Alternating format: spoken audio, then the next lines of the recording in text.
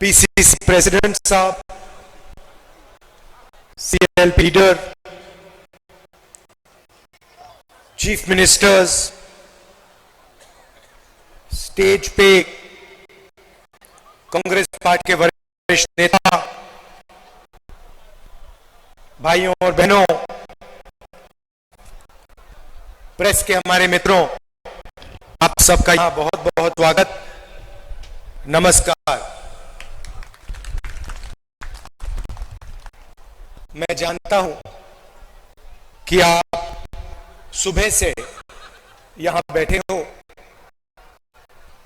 दिल्ली में फॉग के कारण हमारी फ्लाइट, कारगिल की फ्लाइट डिले हो गई, इसीलिए हम समय पर नहीं आ पाए।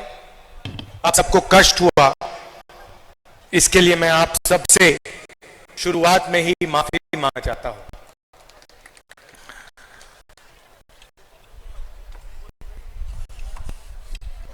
उनतीस जून को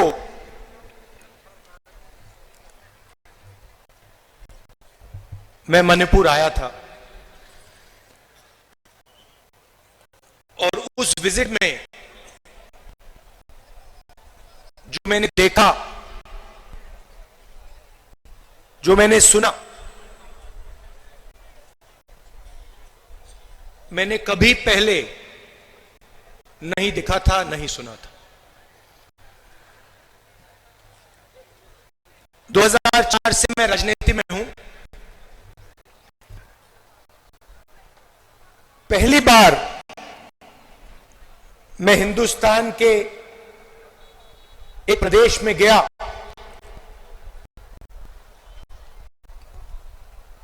जहां गवर्नेंस का पूरा इंफ्रास्ट्रक्चर कोलैप्स कर गया था, जिसको हम मणिपुर कहते थे। 29 जून के बाद वो मणिपुर रहा ही नहीं,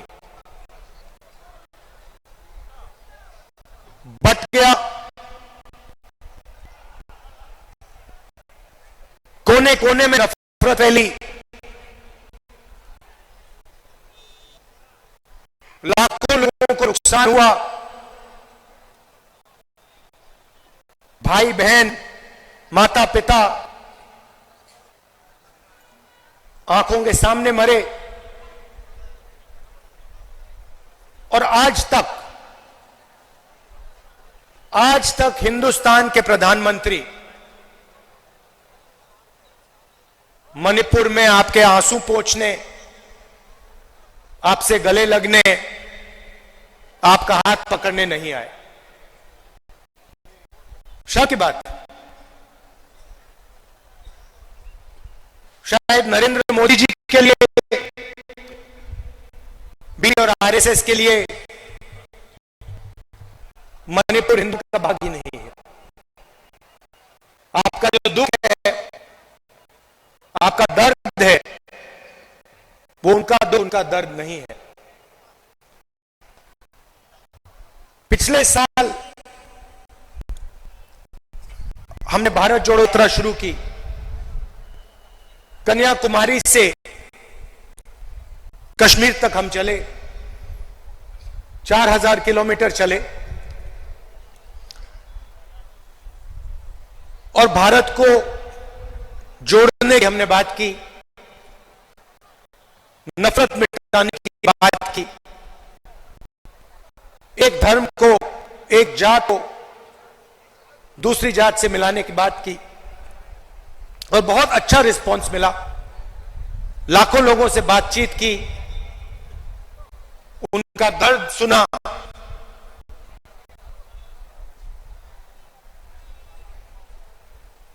मुश्किल था मगर बहुत अच्छा लगा। लोगों ने कहा कि कन्याकुमारी से कश्मीर तक यात्रा की है तो फिर ईस्ट से वेस्ट भी यात्रा होनी चाहिए। और मैं चाहता था कि जैसे हमने पैदल यात्रा की कन्याकुमारी से कश्मीर, वैसे ही हम ईस्ट से वेस्ट यात्रा करें, मगर चुनाव समय है और उसमें हमें थोड़ा ज्यादा समय लगता, इसलिए कांग्रेस पार्टी ने हमने निर्णय लिया कि ये बस यात्रा होगी, हाइब्रिड यात्रा होगी, बस यात्रा होगी, पैदल यात्रा होगी। सवाल उठा कि यात्रा शुरू कहां से होनी चाहिए। कोई लोग कह रहे थे कि वेस्ट में शुरू होनी चाहिए, कोई कह रहे थे ईस्ट में शुरू होनी चाहिए, और मैंने साफ कहा कि अगली भारत छोड़ो यात्रा सिर्फ उससे ही शुरू हो सकती है और कहीं से नहीं शुरू हो सकती।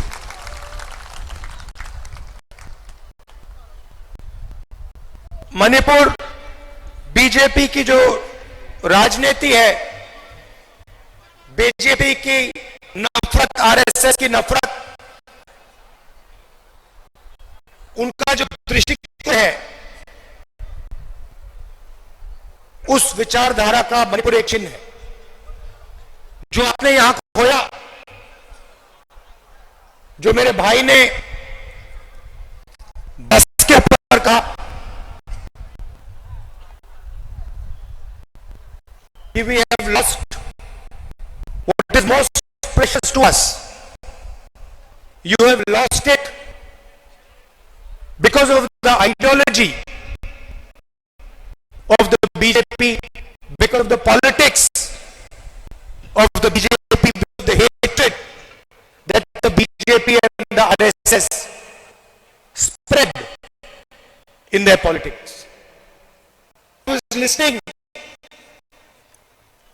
to my brother when he was saying what we valued, and I was thinking to myself, yes, you have lost what you have valued, but find what you valued once again and bring it back to you. We understand, all of us on the stage understand the pain people have been through. We understand the hurt, the loss, the sadness that you have been through. And we promise you, we commit to you that we will bring back what you valued. We will bring back the harmony, the peace, the affection that this state has always been known for. Question arises, why Nyaya Yatra? Because we are going through a period of great injustice in India. Social, economic, and political injustice. Injustice against the people of Manipur, the traditions of Manipur, but also injustice across the nation. Economic monopolies are being built. Few people are getting access to all the wealth of the country. One or two businesses have their fingers in everything, and the large majority of businesses, small and medium businesses, are being destroyed. Huge levels of unemployment, massive price rise is what the whole of India is facing.